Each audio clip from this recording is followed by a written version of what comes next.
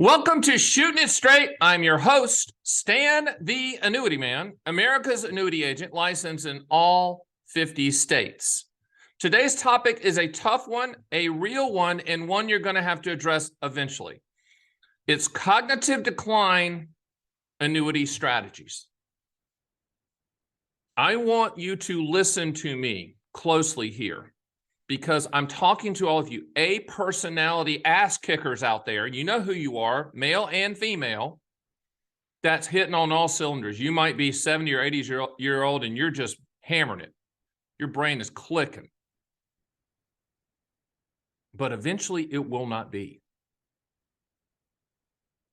And that's a tough one. I mean, for someone like me who is, I've got so many things going and my brain's just all over the place, and I'm going 100 miles an hour, and I never shut it down. In fact, I'm one of those people that if I ever stop working, like if I take time off during the holidays, I get the flu. I get the flu so bad, like they have to hospitalize me. It's like when I shut my body down, my body doesn't know what to do with it. So all of those defense mechanisms that they've been putting up for all this time, they just say, okay, all the diseases come in, just take them out. So if you're one of those people, and you might be, I want you to think about the future. As my friend Bill Black says, he's a great life insurance guy. I've been in the business 40 years, and he always looks at me and goes, you know, Stan, one out of one of us is going to die. I'm like, you think? But I always talk about the 3 stages of retirement that was preached to me by a recent podcast guest, and it was go, go, slow go, and no go. So you might be in go, go right now, which means you're just hitting on all cylinders. It doesn't matter what age you are. You might be 70, you feel 40. You're just hammering it. You're just in shape. You're take care of yourself. And then you get to slow go, and you kind of say, wait a minute, things are starting to hurt. I'm a little slower. I'm forgetting things, kind of. It's weird. Forgetting names. And then no go is, you know, you can see the finish line, if you know what I mean. Or you know the finish line's coming up sooner than later. What I'm imploring you to do and encouraging you and leaning on you to do is start considering cognitive strategies from a turnkey standpoint, whether it's for you or whether it's for your spouse or whether it's for both of you. Doesn't matter. I mean, you need to do that. Now, this is tough. This is a hard one from an ego standpoint to talk about for all of us. But it's something that has to be in place. The tough part is, do you take investments that are in the markets that have potential to really grow and do well, and you've done well, and do you take those and start slowly or quickly, depending on where you're at, putting them into lifetime income products or guaranteed interest products long term? I got a call today that was interesting. It was kind of the impetus of this video. Even though I talk about it a lot, I wanted to just hammer it again, because when they said it, I'm like, that makes sense. I had a son and his mom on the phone today, and she was 85 or 86, old to me. I mean, I can't even imagine me making it that far. I mean, I went pretty hard at it early on. And as I said to my daughter, I said, you know, I don't want you to be like me, because I burnt the flame at both ends, but boy, what a flame that was. I mean, what? I burned it at both ends. But the point of this is, the son is like, you know, Stan, the annuity man, America's annuity agent, licensed in all 50 states. Yes, he said that as a joke. I kind of laughed. He said, you know, I think what we want to do is lock in a 10-year MIGA for my mom at 85. And I know all of you out there going, wait a minute, that's not suitable. She'll be 95 when the MIGA matures. That's not the point. That wasn't the point of the strategy. The point of the strategy was we could get a very, very good interest rate. If you want to see it at the time of this taping, you know, probably if you're watching this 3 years from now, rates are different, but at the time of this taping, they're pretty fair. And she could lock in a high interest rate for 10 years and not worry about it. Think about it now. She didn't need a lifetime income stream. She didn't need to annuitize the money. She just needed to protect the principal, not pay any fees, and get a good interest rate.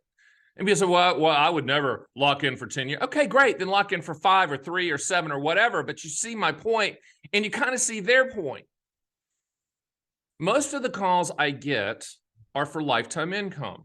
And the tough conversations that I'm having with the A personalities, probably like yourself, is I know this is tough to annuitize the money. And when you annuitize with immediate annuities, longevity annuities, also called deferred income annuities, qualified longevity annuity contracts, income riders, lifetime income, when you're doing that, you're pretty much saying, I'm not going to get market growth. I'm not going to participate in Jim Cramer and CNBC and Fox Business up world of whatever markets are going to do. I'm not going to do that.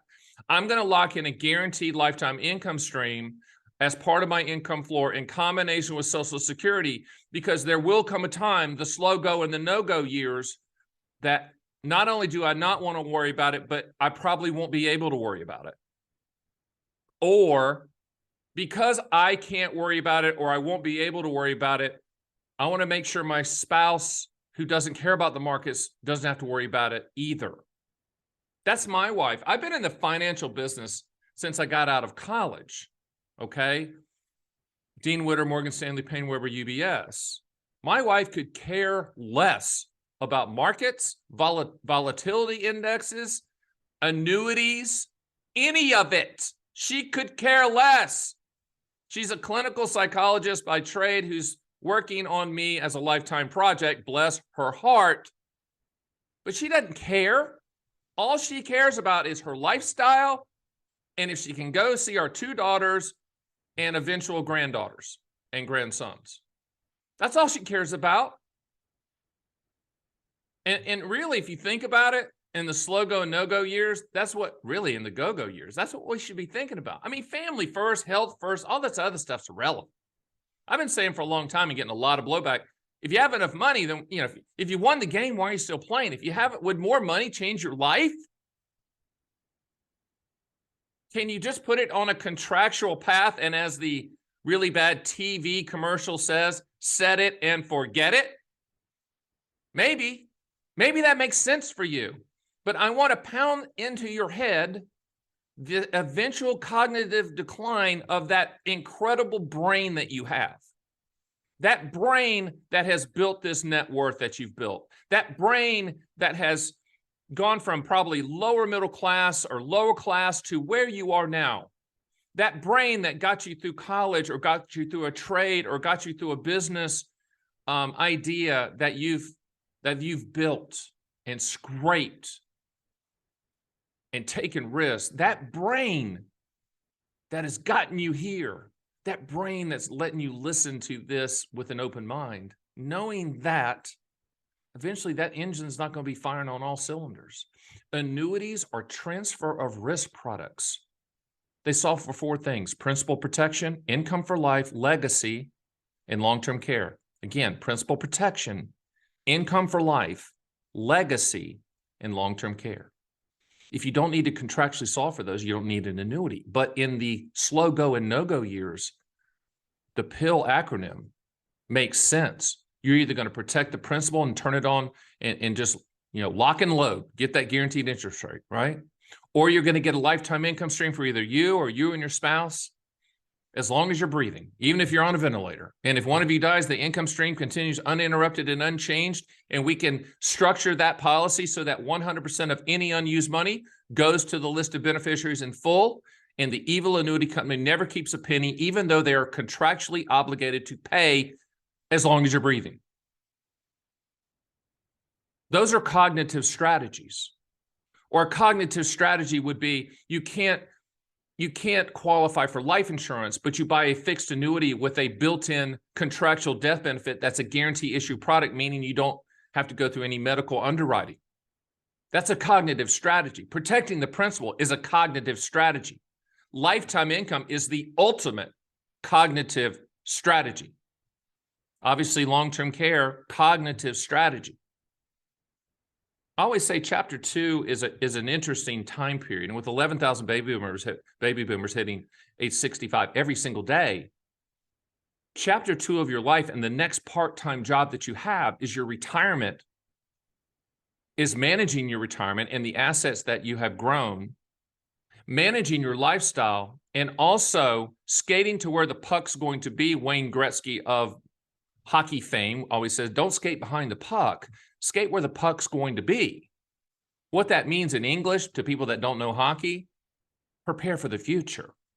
Prepare for the eventualities of your cognitive decline. And I hate to be Mr. Non-motivation, Mr. Anti-Tony Robbins, but we all know that's going to happen. And if you live long enough, it will happen. And you know that. So if you know that, and I'm sitting here reminding you of that very gently, then let's plan for it. Okay, let's plan for future income. Let's plan for those things. I'll leave you with this story. You don't have to implement it right now. I was on a phone call the other day, and the gentleman said, Stan, as long as I'm hitting on all cylinders, I can handle it. And I'm like, fine. And he was really against taking money out of the markets and moving them to annuities, which are boring and contractual and the fear of missing out and all that stuff. I said, well, then, put in your trust that upon your demise, a lifetime income annuity needs to be purchased for your spouse at that time to solve for a specific income amount. You can do it like that. You can do it based upon you dying. But what I want you to think about is, what if you're drooling and you hadn't died yet? I mean, that's tough, but what if? And we all know somebody that was hitting on all cylinders. They'd either had a stroke or an accident or a fall, hit their head or something, and all of a sudden, it's game over. I mean, they can't make those decisions anymore. My comment to you, my encouragement to you, me leaning into you, me professionally nudging you, having been done this for 3 decades, okay? So I've been to the rodeo, seen it, seen some horror stories. I'm begging you not to have the horror story. I'm begging you to at least consider and connect with us to have that discussion. Let's have the discussion about your cognitive decline. I have thousands of clients that we have a cognitive decline strategy in place, whether it's immediate or down the road. We have a cognitive strategy in place. That sounds morbid. That sounds like I'm the grim reaper of annuity truth, maybe, but I'm a pessimistic realist is what I am. I'm glass half full, but I know that the glass could fall and break, right?